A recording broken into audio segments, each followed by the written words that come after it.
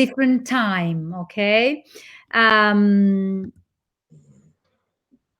We've been faced with this challenge almost overnight, and we had to find out new ways to reach our students, because we do need to assure and to ensure the continuity of learning, okay, in this new and uncharted territory, in a very challenging new situation.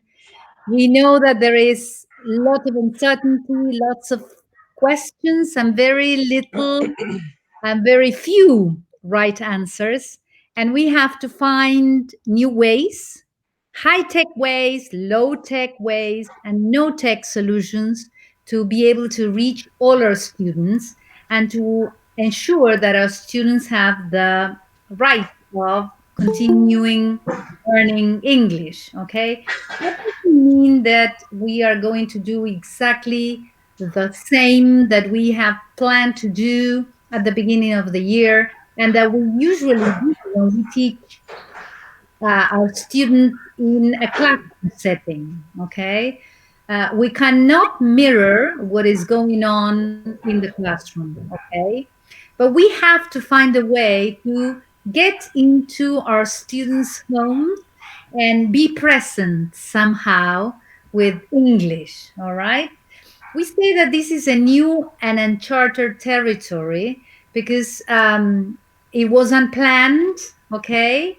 We had to move to online learning overnight with no training, sometimes with insufficient bandwidth and with very little preparation. Okay.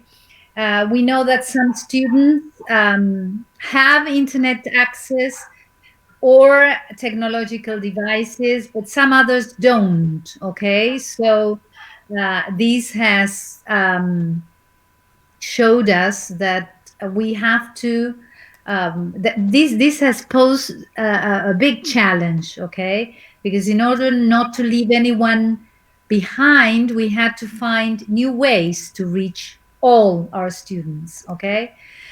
This great gap has been seen all over the world, okay, in developed countries, underdeveloped countries, because everywhere we have the privileged students who have access to internet connection and devices, and we have others that probably may only have the family cell phone, okay, to receive all the materials to be able to connect and communicate with teachers. Okay, so this has exposed a big gap. Okay. There is an author that talks about pedagogical obstinance. Have you heard about it? And in fact, what it means is to be obstinate enough to try to find solutions to ensure and to assure the continuity of learning, with the premise of we will not leave anyone behind. Okay, we will reach all our students somehow, and we might need different strategies to reach our students. Okay. Because in some cases we can have, a Google Classroom. Some other students can be reached by mail, some others by a WhatsApp group, some others will leave the booklet or the paper, the activities in paper. Okay, but we have to be obstinate enough to be able to reach them. And I like this. I found this in a T-shirt. Okay, and it says, "I will teach you in a room. I will teach you now on Zoom, Google Meet, Jitsi, whatever. I will teach you in a house. I will teach you with my mouse. I will teach you here or there. I will teach you because I care." Okay. And I think that that last statement is quite important. Okay. because the fact that we care about our students is what drives us to find new ways to bridge this gap, to have equity that will allow us to leave no one behind. Okay, because moving the students online has exposed this deep inequity, this big digital divide, where some students with no devices or reliable internet connection cannot have the materials that we send them. So that makes us find new ways to reach them. That's why we talked about high tech solutions and no tech solutions, okay? Where we will have to find a way to reach our students through, sometimes schools keep on delivering food to parents because, you know, students come to school to learn, but they receive some other things as well. In many schools, they are given a snack or lunch. Okay, so most schools that offered lunch are delivering um, um, meals or food, sometimes on a week basis or every 2 weeks.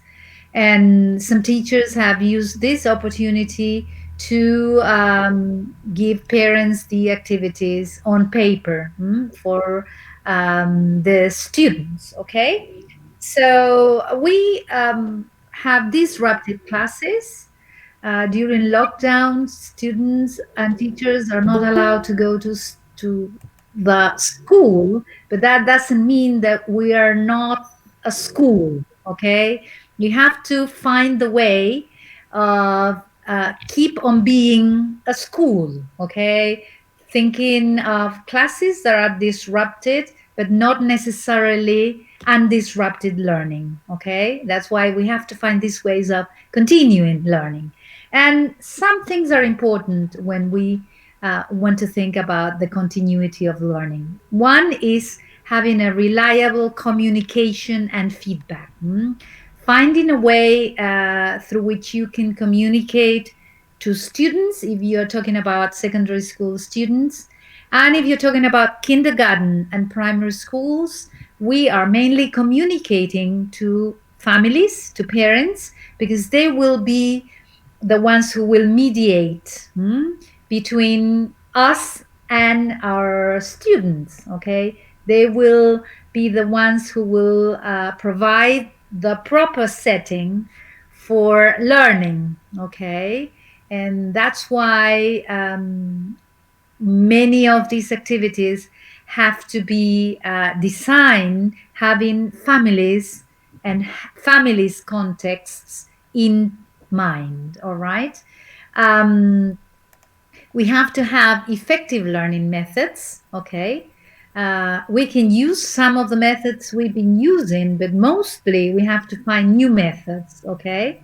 and there's a lot of trying, trial and error, using some activities, some resources, some applications, seeing how it goes, and then change things a little bit until we find the things that are actually effective. Okay, effective teaching strategies as well. And when we think of effective, we can connect it with this statement that we just mentioned. We teach students because we care, and we have to show them that we care. We cannot be in the same classroom setting together, but we have to show that we care about them, that we are interested in them learning. Yes, and that's why it's important to keep in contact, to send either a picture of us or a short video or an audio to show our students that we are still there. Okay, we have to find suitable learning resources. They might be digital, they might be on paper. Okay, but the idea is that we have to be able to reach all our students. Okay, we have to find friendly learning tools. Okay, that will allow our students to do the activities on their own or with the help of their parents. Now, most of our we don't know if the families, in the case of primary school and kindergarten, know English. So we have to think about activities that would allow our students to do them, okay, regardless of the fact of their families knowing English or not, okay? And last but not least or less important, a collaborative network of teachers who, and this is what will allow us to work as a team, to share our resources, and not to feel isolated in this time. It's quite difficult to keep on teaching in this time, and when we talk to other teachers, most of them are really stressed out because they spend, long time finding and designing materials. They have a lot of Zoom meetings, online meetings with the heads, with training, and not knowing exactly, what's the best and most effective learning method. Okay, so it is stressful, and I think it's better if we can work with other teachers, sharing our experiences and what has worked, what has been effective with our students. Okay, that's why if you want, you can join the Google Classroom, where you will have a lot of resources and applications and materials and activities, but where you can also share your materials or ask for, guidance or help in case you need some help. Okay, well, this is a nice picture. It's a real picture, actually. This I took this from the site of a school that had asked all the teachers to have a picture taken with a sign, or make a video, short video, or something to show the students that they care, that they are there. Yes, working and trying to connect students and interested in their students' well-being and learning. So it is a good idea. It's not so hard to do. I mean, you could just make a sign and take a picture and send it to your students, and it really makes a difference. Okay, more than ever, we have to be flexible, okay? Because we have to try to think of methods that are centered on our learners. We have to keep them, at the center of all our activities. And we have to be able to provide choices for them, good resources for teaching and learning. We have to be able to use new and different instructional approaches, learning activities, okay, that will help our students continue learning.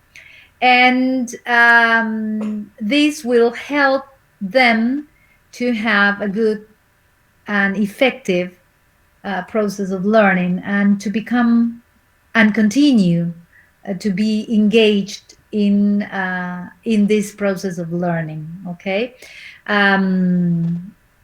this is interesting. A group of teachers from around the world came together um, to think about open learning.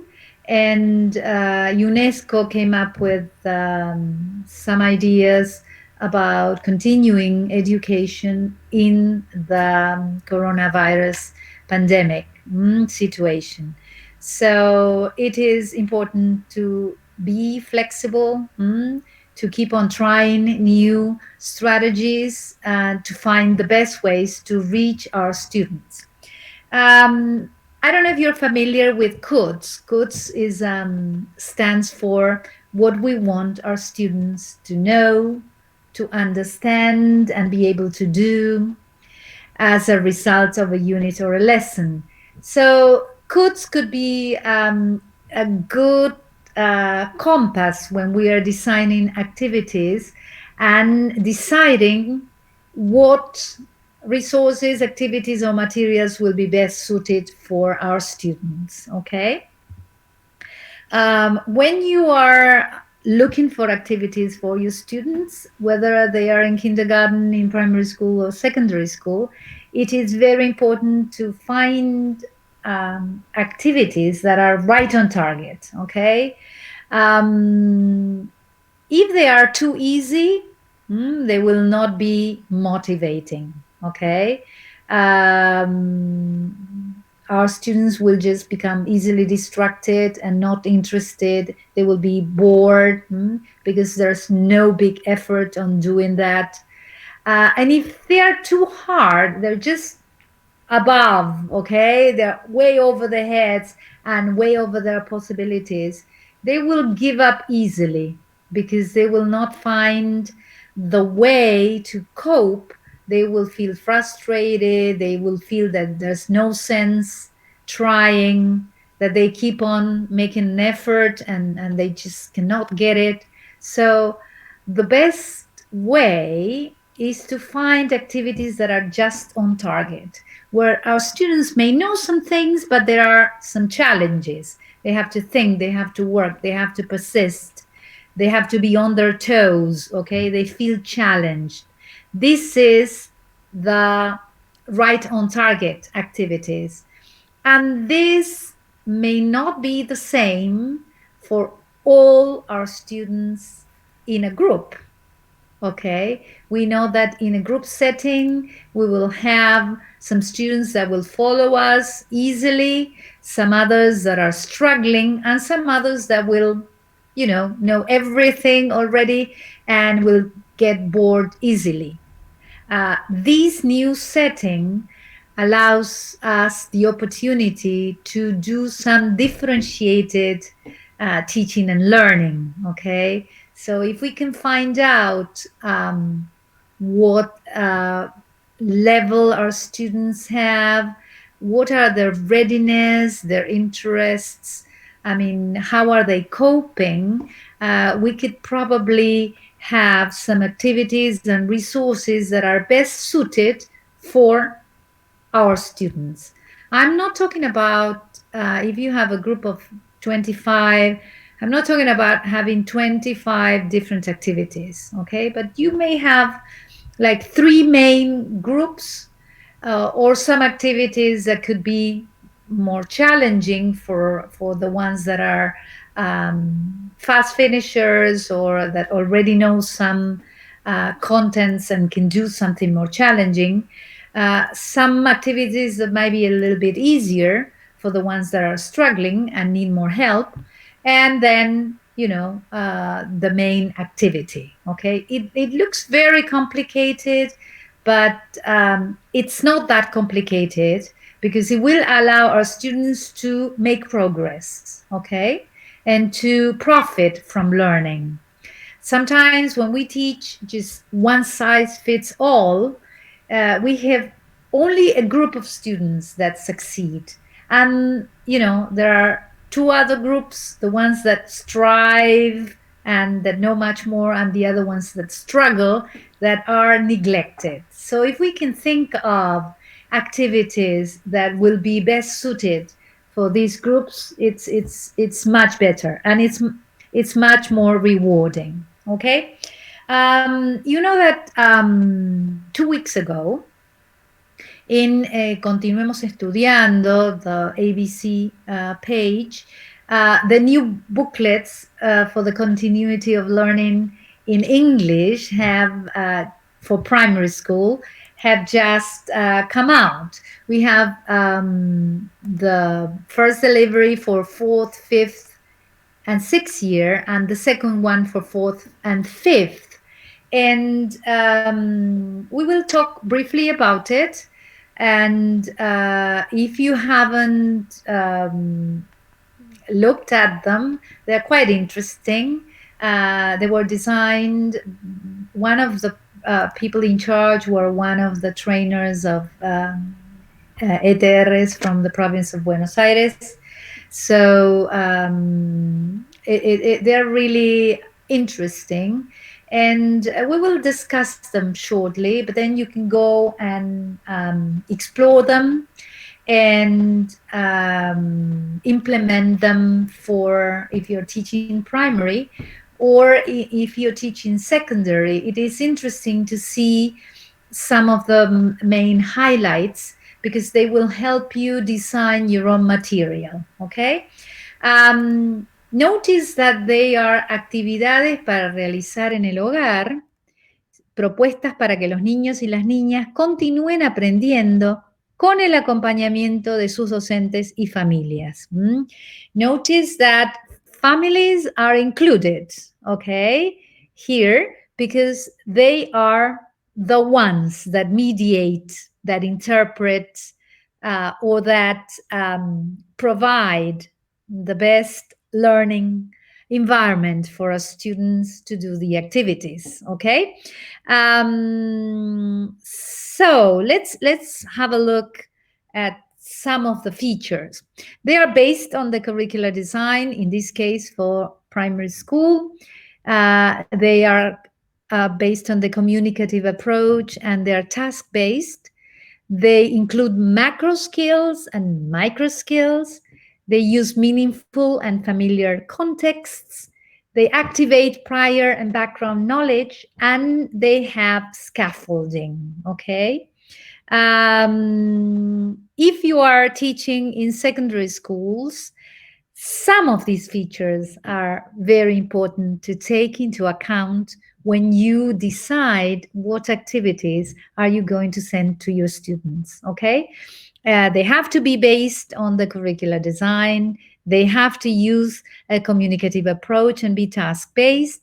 They have to include macro and micro skills and have a meaningful context for our students, activate their prior knowledge, and provide everything they need to be able to do it on their own, okay? So take it into account when you're designing activities for secondary schools or adult education as well, or FINES, for example.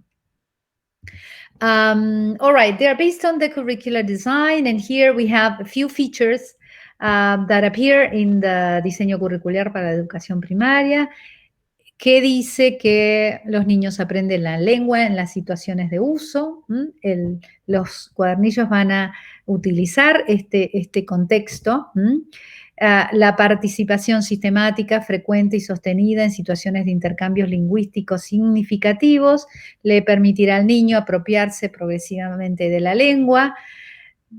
Y el factor de que al enseñar una lengua, también enseñamos a significar en la lengua y a construir discurso, y la lengua refleja una cultura, una visión del mundo, valores, creencias y actitudes.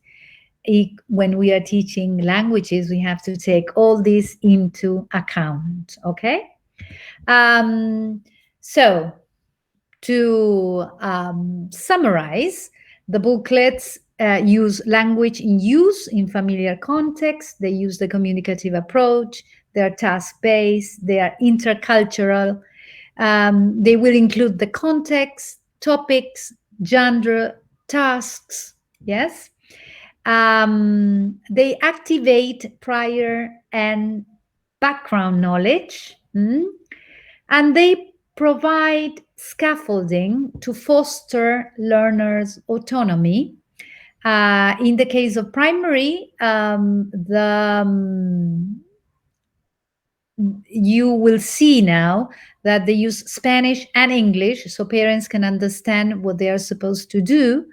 And they give students other tools in case they don't understand a word, okay, to be able to have everything they need to complete the task, okay?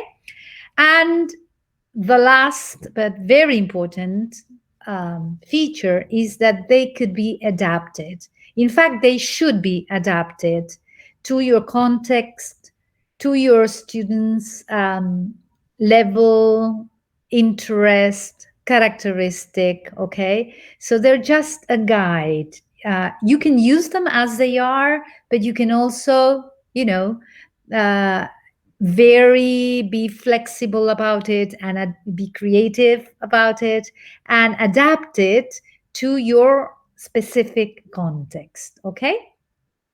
Now, when we talk about macro skills, well, they are the most important skills that we are aimed to develop when we are learning a language, and they are oral skills, literacy skills, receptive and productive skills, and they include listening, speaking, reading, and writing, okay? And when we talk about micro skills, they are the ones that are included in every macro skill. And they might be, for example, if you're talking about, I don't know, writing and speaking, grammar, vocabulary, pronunciation, okay? Those would be the micro skills. And when we teach, our goal is to develop these macro and micro skills in our students.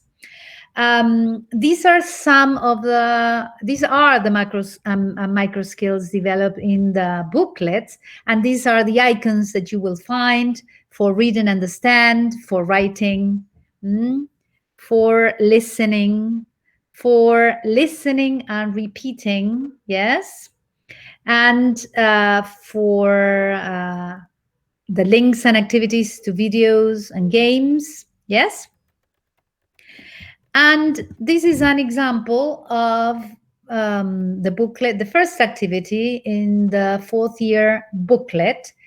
Notice that you have the icon for reading and understanding, and it says ¿qué llevamos en la cartuchera? ¿Cómo lo decimos en inglés? Here, Spanish, for the families and for the students. Remember that this is the first activity in the booklet. We don't know if our students have had any experience with the language before. So this fourth year booklet looks very much like a Pictionary, okay? It has a lot of pictures to help our students read and understand. And then we have an example of fifth year. There you will have some Spanish, and we introduce the English. Leer para crecer. Sí, sí. ¿Cómo?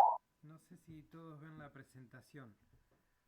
Porque estás transmitiendo desde otro lugar la presentación, ¿puede ser? No, a ver, déjame ver. Yo la veo pero chiquitita. A a ver, fijar en la pantalla para que se vea más grande. ¿Ustedes la ven? A ver, intento hacerlo otra vez, ¿no? Sí, dicen las chicas que ven, ¿eh? ¿La ven? Ah, bueno. Bueno. Volvemos aquí entonces. Okay, so gracias, Lucas. In fifth year, the topic is houses, yes, and the shapes of houses. You will have Spanish and English, and they include a poem, all right? Read the following poem and notice this. Si necesitas ayuda para entender, puedes consultar el diccionario online aquí. This is scaffolding. We are giving the students the tools they need in case they need help, okay?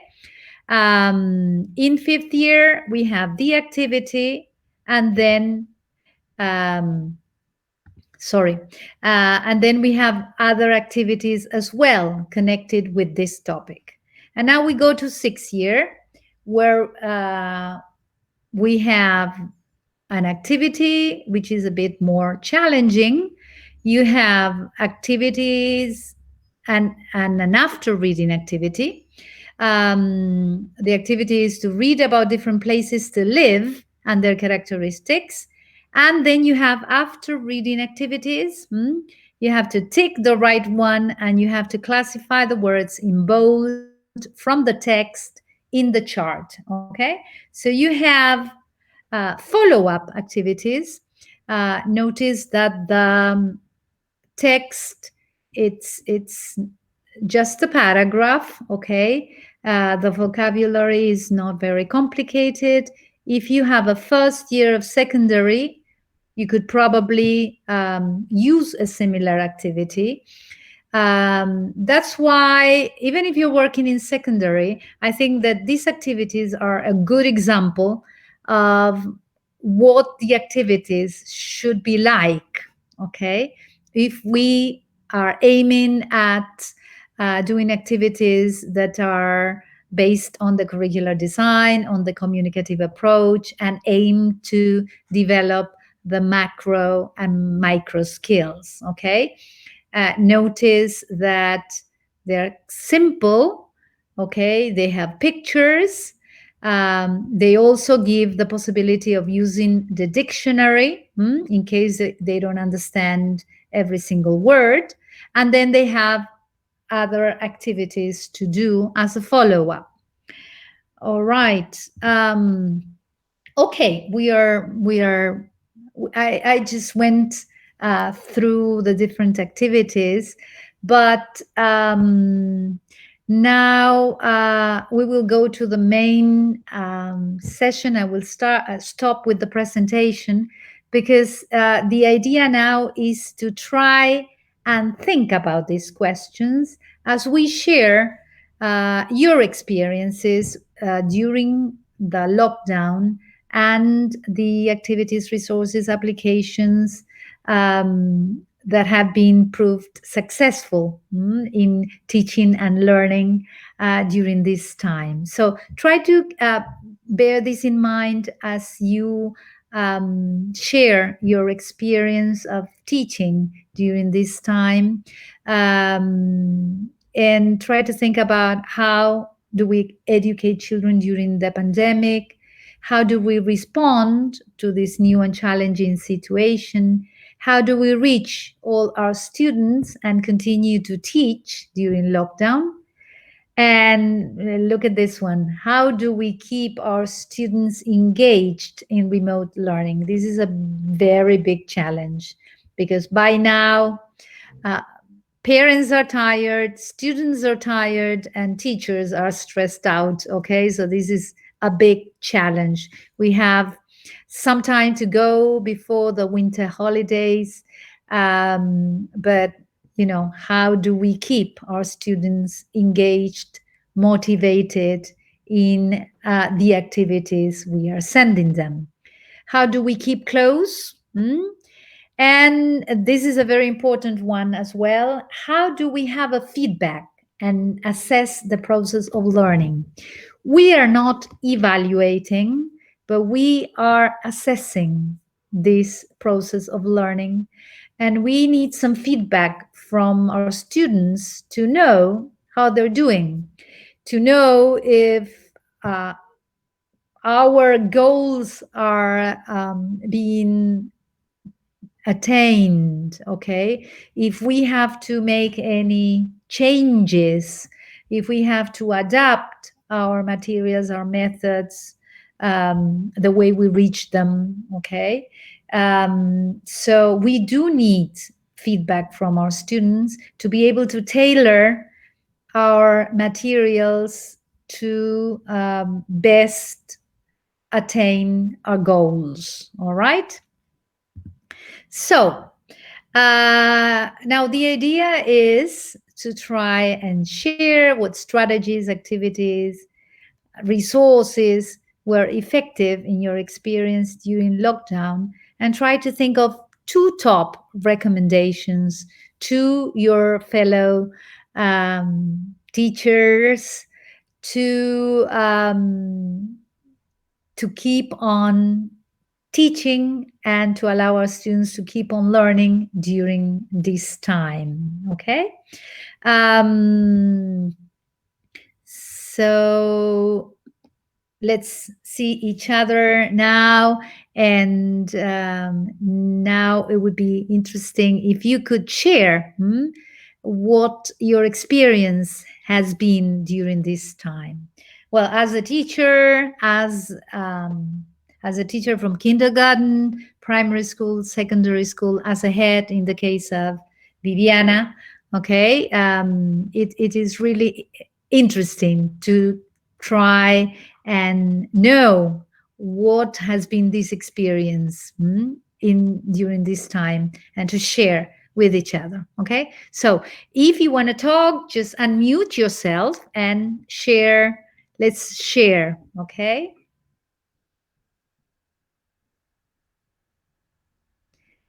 Come on, be brave. um, all right.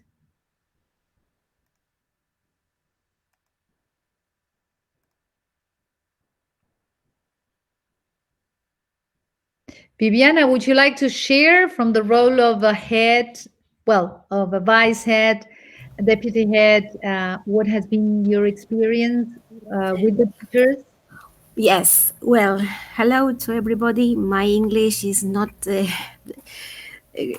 so right today. Well, from my experience, I think that it's important to know our students, to know their feelings, to get to their emotions, to know their interests, so that we can get to our students.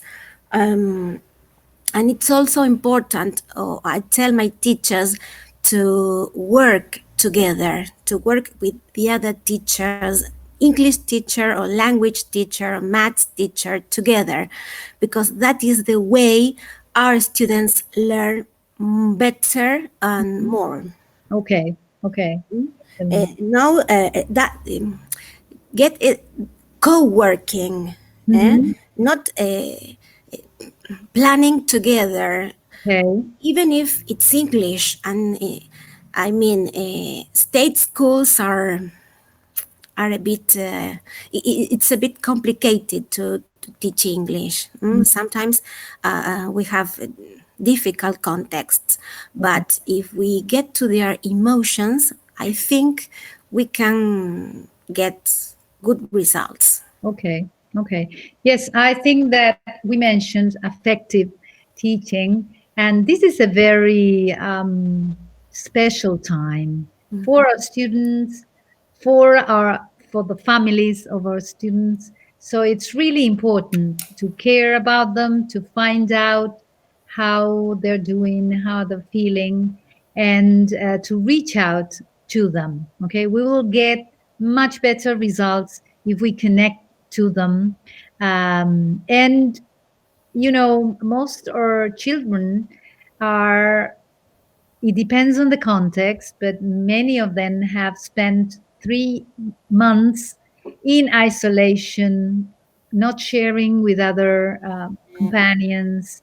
And many parents are doing home office or working or doing the, you know, the things they do at home.